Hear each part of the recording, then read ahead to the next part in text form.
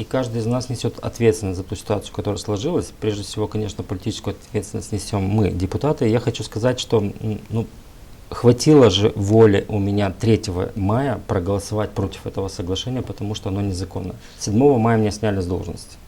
То есть, в том числе, я думаю, за такие голосования, за такие выступления.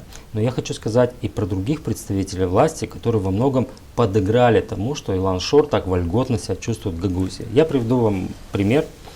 Перед исполнительным комитетом каждый год сейчас ставят на Рождество, на Новый год карусели, елку от Башкана, от Шора, там непонятно от кого.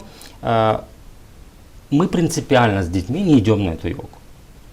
Но я как житель Гагаузии, как человек, который платит налоги, который любит свой город, я хочу пойти на елку городскую, как в любом населенном пункте. У нас в городе не ставят уже 2 года елку, потому что Башкан и Шор поставил. А при чем здесь Башкан и Шор до праздника Нового года в муниципе Камрад? Вот зачем городские власти в данном случае подыгрывают Илану Шору?